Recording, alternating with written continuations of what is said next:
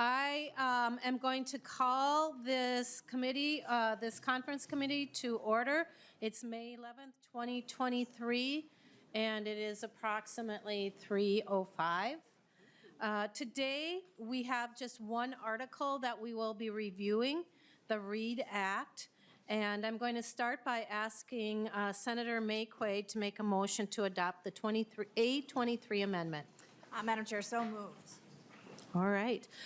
Ms. Para, if you would you please take some time and walk through our READ Act spreadsheet? Oh, excuse me, the amendment. Yes, thank you, Madam Chair, members. Is that better? Sorry. Christina Para from House Research, and I can walk you through the amendment that's before you. The substance is largely the same as what both bodies brought into conference committee, so I'll highlight a little bit more of the differences. The Article 3, as it came into conference committee, had two sections from World's Best Workforce, taking literacy out of that so that it is streamlined into the literacy plan. Because those two sections are amended in a different part of the bill, those changes, you won't see them here. They'll be in a different part of the bill. So then the next thing that might look a little bit different is before the definitions, or a little bit further down in the article. It was renumbered here, so you'll see the definitions section is now section 2, and that starts at 110. The definitions, though, are largely the same. One small change in the definition of literacy specialist, which is on line 2.7. It clarifies or it states that the literacy specialist employed by the department or by a district as a literacy lead is not required to complete the approved training before August 30th, 2025. Otherwise, the other terms in this section, such as evidence-based, fluency, foundational reading skills, literacy lead, reading comprehension, those are generally what the House was carrying into conference committee. The next section is section 3 on page 3 of the amendment, starting at line 325. And that amends section 120B12, currently reading proficiently no later than the end of grade 3, and that is now READ Act goal and interventions. So subdivision 1 modifies the goal related to students reading at grade level. It requires districts to provide teachers access to training, and specifies the teachers that must receive that training by July 1, 2024, and other teachers by July 1, 2027. Subdivision 2 requires a district to screen every student enrolled in kindergarten through grade 3 with an improved screener.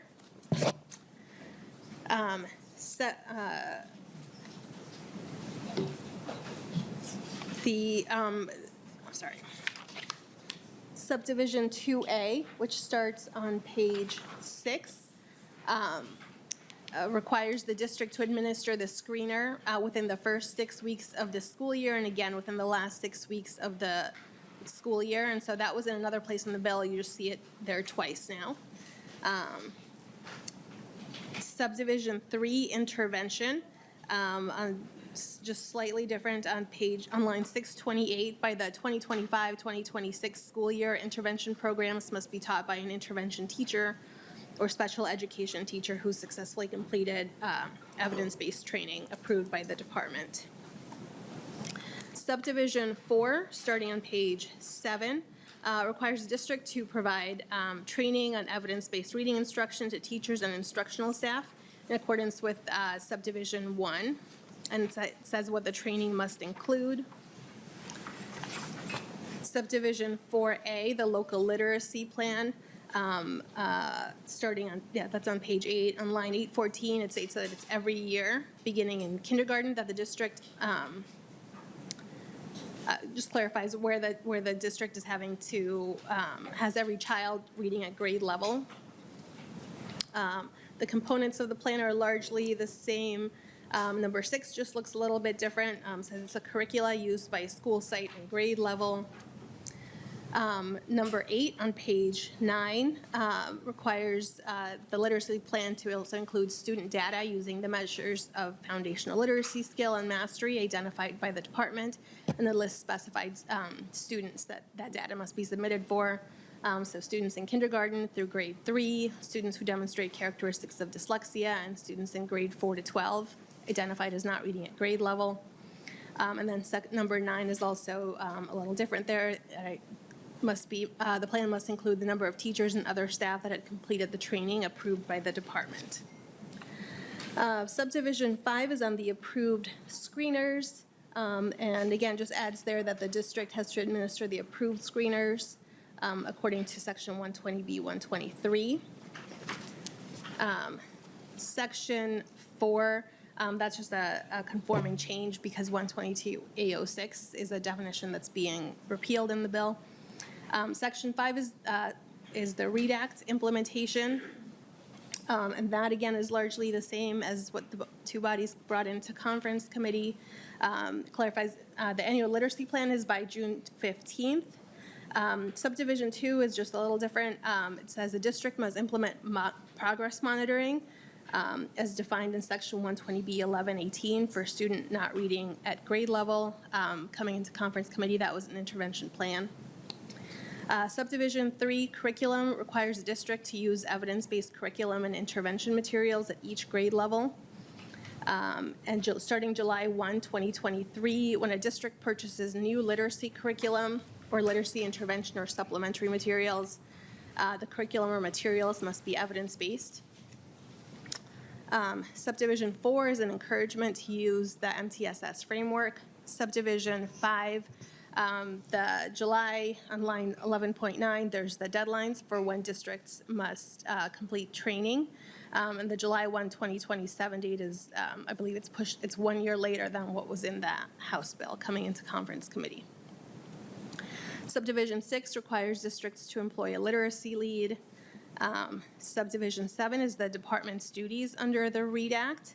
And these include making available to districts a list of approved evidence-based screeners, working with CARE as required under the following section to approve professional development programs, identifying training for a literacy lead and a literacy specialist, employing a literacy specialist to provide support to districts implementing the READ Act, and developing a template for a local literacy plan.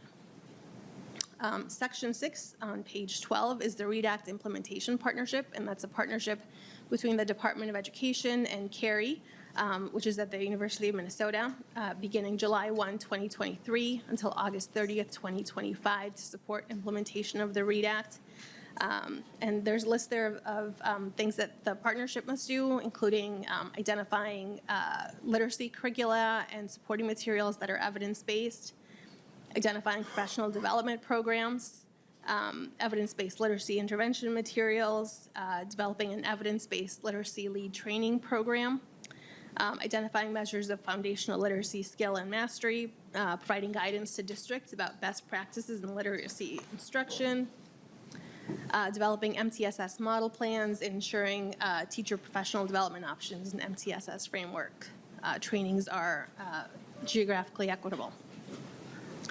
Subdivision 2 requires the partnership to have a process for districts to request reconsideration, to have a specific curriculum or professional development program be approved. Subdivision 3 requires the department and CARE to support district efforts to implement the READ Act in specified ways. Section 7 makes a conforming change since, again, 122 A06 Subdivision 4 is being repealed, and adds certain requirements relating to phonemic awareness, phonics, vocabulary development, reading fluency, and reading comprehension.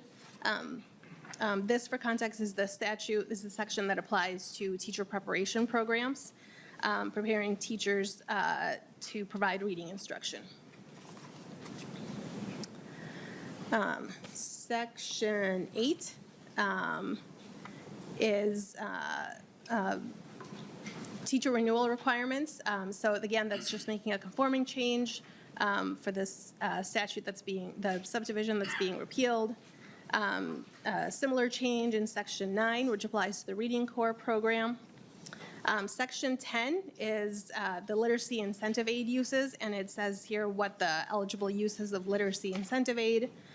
These include training,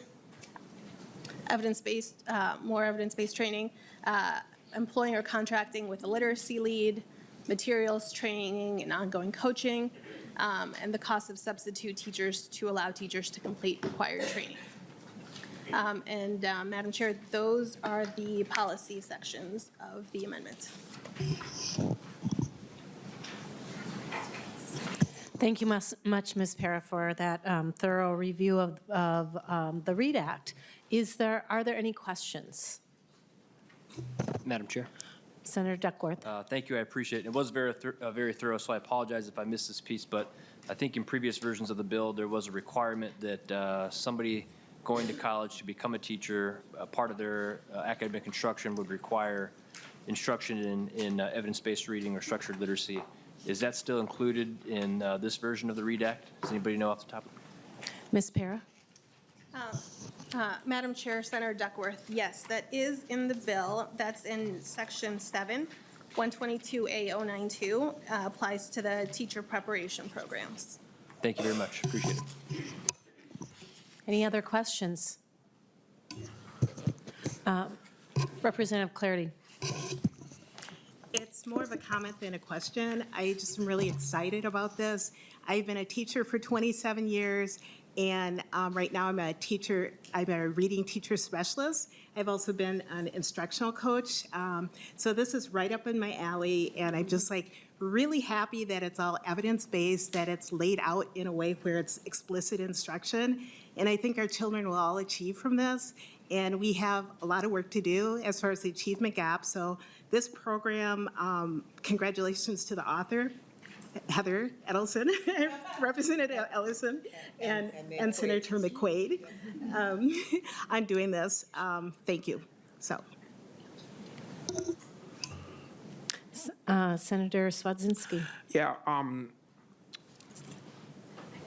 so I just want to follow up on Senator Duckworth's question. In Section 7, you suggested that higher ed institutions, would that be, say you were majoring in 7 through 12 social studies, would that individual have to go through a reading program?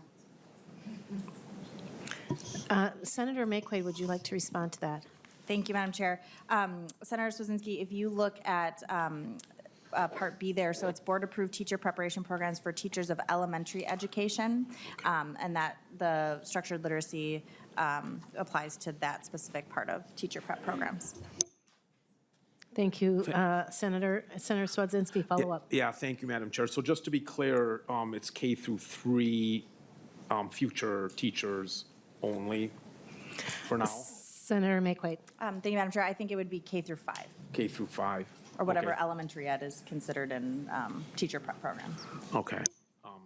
So maybe someday we can get those 7 through 12 teachers brought up to speed as well, because I think it's important as well.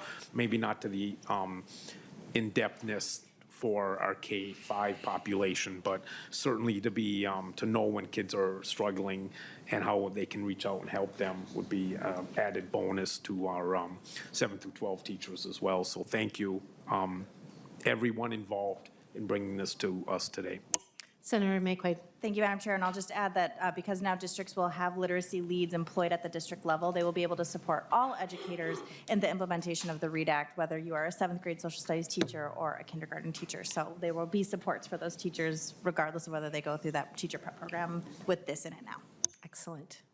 Any other questions? Representative Kresha.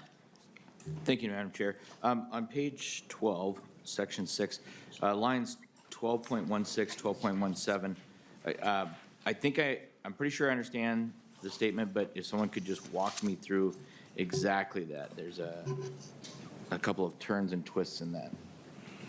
Senator Kresha, what is the question, please? Just walk me through lines 12.16 and 12.17, just, I'm looking to see if there's a loophole there, and I don't think there is, but. Ms. Para? Yes, Madam Chair, Representative Kresha. So these two lines require a district to use an approved curriculum if the curriculum was purchased with state funds that require a curriculum to be selected from a list of approved curricula. There's also, though, another section, in Section 5, that requires a district to use evidence-based curriculum and intervention materials at each grade. Representative Kresha, follow up. Yep, thank you. So what I'm looking for is, why does the unless apply? I mean, what case would, or what situation would occur where a school district would purchase curriculum? Because they're always going to be using state funds, aren't they, unless it's a privately raised funds? I'm just looking at, what I'm trying to see is, could a district, if they didn't want to participate in this, could they raise their own funds, buy their own curriculum, which puts them at a disadvantage to what this program is trying to do? Ms. Para? Madam Chair, Representative Kresha, if the state funds require the curricula that they're using, so not just their general fund, for example, they're using grants that require the curriculum to be from a list of approved curricula, then the lines in 1216 to 1217 would apply. If they're using other funds, from their general fund, then the curriculum provisions on page 10 would apply, where it wouldn't have to be approved curriculum. And approved means that list that Carrie and MDE come up with, but it would have to be evidence-based as defined in the READ Act. Representative Kresha, do you mind, just a second, do you mind if Senator Maquaid also responds to that? In a second, I'll just finish Okay, research. go ahead. So just as we're putting this together, one of the things that we're trying to get away, and I'm looking for as you put the language together, is this creating a scenario where a school district could go around this program, or is this just the way this was written? Ms. Para? Madam Chair, Representative Kresha, I'm not sure I understand the question. Okay, that's fine. I think that I'll move on. The second one I have, and this is to whomever wants to do it. Senator, Representative Kresha, do you mind if Senator Maquaid? That's okay. I'll just move on. Okay. So the next one is on lines 12.10. We do a partnership with the U, and I think that's great. I guess my question on that side is, what prevents them from, part of the reason we got into this situation is the very large influence from the very big curriculum companies that I think actually probably sold a bill of goods to things. What prevents them from being lobbied?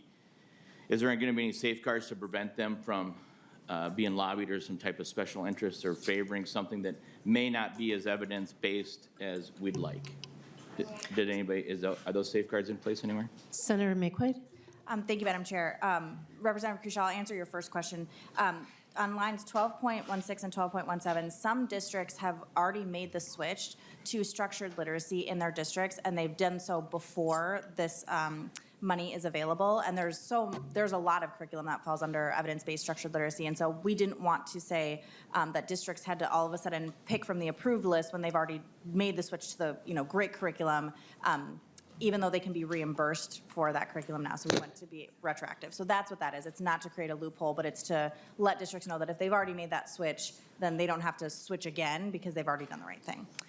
To your second point, or your second question about the department and Carrie, really what we know is that scientists and literacy scientists, people who study brains, are the ones that have been, sounding the alarm for a long time that we've been using methods that don't work. And so, I would trust our, flagship institution and those within it who have been saying for a very long time that this is the brain science, this is where we're going, this is what we should be doing, to be not influenced by lobbying because they're scientists. And so I think that's why this partnership is really important, and there are other states who are actually partnering with our own center here as they make this switch over in their states as well.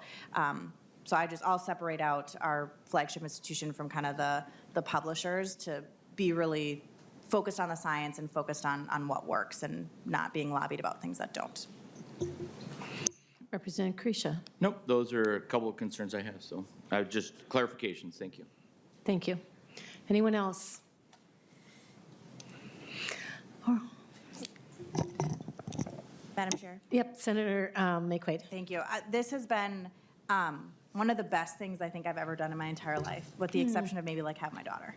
I am so, so proud of this bill. I cannot thank Representative Edelson and staff on both chambers for the incredible amount of work that they put in, as well as the stakeholders, the literacy groups that showed up here, folks that are invested in this and the parents, and particularly teachers and districts who've reached out to say like, hey, I made this switch in my classroom and it has made the world of difference, or please help us because we want to make this switch. And we're providing the support and the funding to actually make this switch for districts who are going to be doing so. And that has been one of the biggest issues in other states where they said, hey, you got to use evidence-based structured literacy. Good luck buying your curriculum. And in Minnesota, we're saying, and here's the money to do so. And here we're going to help train all the teachers. And we're going to provide that support through the department and the regional centers. And so this is a tremendous, this is just a groundbreaking moment. And I'm so, so proud of the work that has gone into it. And I'm so excited that we're going to adopt this today, hopefully, and that this is going to become law and it's going to change kids' lives. Thank you. Thank you for your good hard work. The next thing I think we'll do is ask Ms. Holford to walk through the spreadsheet. It's short and sweet, so it should take us about a minute or two. And so Ms. Holford, if you would like to share the spreadsheet for the READ Act. Yes, thank you, Madam Chair and members. My name is Jenna Hofer. I'm the fiscal analyst for the Senate Education Committee. In your packets today, you have a spreadsheet. In the upper right-hand corner, it is time-stamped at 1:41 p.m. today. In the upper left-hand corner, the top line is 2023 Legislature, K-12 Education Finance, the READ Act. I'll just briefly orient you to the spreadsheet. This should look familiar to most of you. In the first two columns, you'll see the line number as well as the name of the appropriation. Columns A and B show the original House position entering the conference committee. Columns C and D show the original Senate position entering the conference committee. And columns E through J show the proposed conference committee agreement as it's found in Article 3 here. So beginning on line 4, there's an appropriation to carry at the University of Minnesota. This appropriation is available until June 30th, 2026.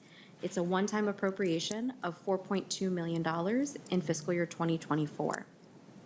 On line 5 is an appropriation for curriculum and instructional materials. This appropriation is available until June 30th, 2028.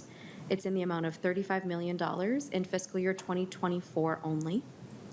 On line 6 is an appropriation to the Department of Education for a literacy specialist at the department.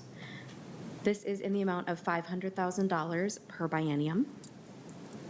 On line 7 is an appropriation for professional development, and this appropriation is available through June 30th of 2028. This appropriation is in the amount of $34.95 million in fiscal year 2024, and that's the part that's available through 2028. Then in fiscal year 2026 and later, the appropriation is $7.75 million or $15.5 million per biennium. And of the amount of funding for professional development on line 7, lines 8, 9, and 10 show how that would be distributed under the READ Act. So on line 8 would be an appropriation to the Department of Education for assistance in administering the professional development funding. This is a one-time appropriation of $250,000 in fiscal year 2024. On line 9 would be funding for the Department of Education and the service cooperatives to host regional literacy networks. This would be $18 million in fiscal year 2024. Then beginning in fiscal year 2026 and later, this is $6.5 million or $13 million per biennium. On line 10 is funding for statewide training. In fiscal year 2024, this is $16.7 million. Then beginning in fiscal year 2026, it's $1.25 million per year, or $2.5 million per biennium. On line 12 is the subtotal for the READ Act. And in the first biennium, the subtotal is $74.65 million. The second biennium, the subtotal is $16 million.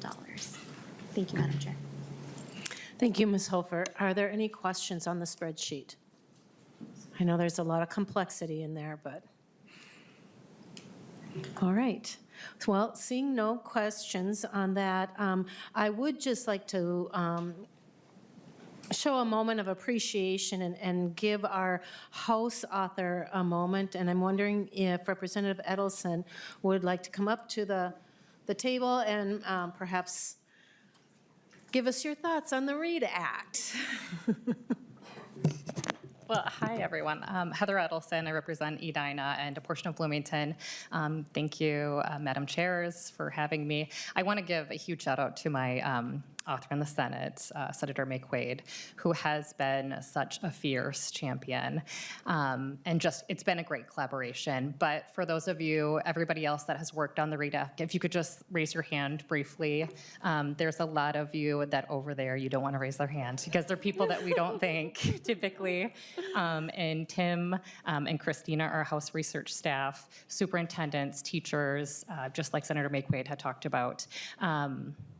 Matt Schaefer, Scott Kroomquist, Valerie Dosland, Caitlin, Adosh, Bobby from the governor's office. This really has been a huge collaboration.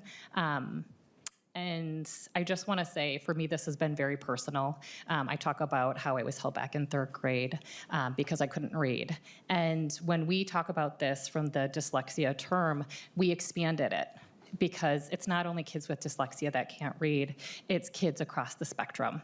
And those kids, like when I was in third grade, we thought we weren't smart, and that's just not true. And so I want to thank all of you. I do hope that you take the READ Act as your own as well, and I think it's a big moment for Minnesota, so thank you all for your support.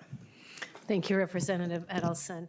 I think this piece of legislation is really going to be one of those game-changing opportunities to really make a difference. We know that our kids have had a really hard struggle, especially those that have unique reading challenges. And with this focus on literacy and making sure that these are science-based programs that we're using across the state, I hope to see those scores go up. And I'm not just talking about scores, but when we read to learn. And it doesn't matter if we're reading a textbook, if we're reading a report, whether we're reading for enjoyment, but the act of reading is so vital. And in this day and age of technology and the ability to watch a video or listen to somebody tell you the information that you're seeking, there's a lost art of reading. And it's really, really my hope that one of the outcomes of this READ Act will be that renewal or the rediscovering of the joy of reading, reading for recreation, reading to learn, reading to each other, reading to share what you just read because it was such a great book or something like that. And this comes from a library media specialist of 20 years. And there is so much to be learned and so much to share when we have that ability to read and we're not leaving kids back or we're not keeping people out of the opportunity for the chance of learning something new about somewhere else or someone else or a new theory or whatever the case may be. And so, yes, big thank you to Representative Edelson, who has spent a couple of years on this, and Senator McQuaid, who caught up awfully quick in just a few months on this, and just a really great program here, and I can't wait to see the positive results coming forward. So unless anybody, Chair Youakim. Thank you, Madam Chair. Before we adopt the amendment to that article and then adopt the article, I just wanted to also say thank you to Representative Edelson for being such a champion and Senator McQuaid for joining with. You guys are a dynamic duo, and what you're doing here will create a legacy for our kids into the future, so thank you. All right, with that, Senator McQuaid, would you please move to adopt Article 3? Excuse me. So let's do the amendment. So we are looking at the 823 amendment. All in favor, say aye. Aye.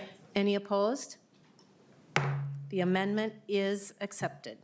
All right, now, Senator McQuaid, if you'd like to move to adopt Article 3, the READ Act, as amended by the 823 amendment for our committee report. So moved, Madam Chair. So that has, so all of those in favor, say aye. Aye. Any opposed? The 823 amendment, the Article 3 as amended has passed. With that, I believe we are done with the, Senator Duckworth. Just a quick question for you, Madam Chair. I did have a member of the public reach out and ask if at any time there would be a possibility for public comment as a part of this conference committee and/or the ability to submit thoughts or feedback that would get posted online. Thank you. Thank you. Thank you, Senator Duckworth. We are accepting written comments for sure, but we haven't opened it up to public comment, mostly because we are in such a time crunch, and we're all kind of, it's been through committee, it's been vetted, so we're ready to move it on. But we will take written statements for sure. All right. With that in mind, everybody, we are amended. Pardon? Oh, we are in recess, just in case. All right.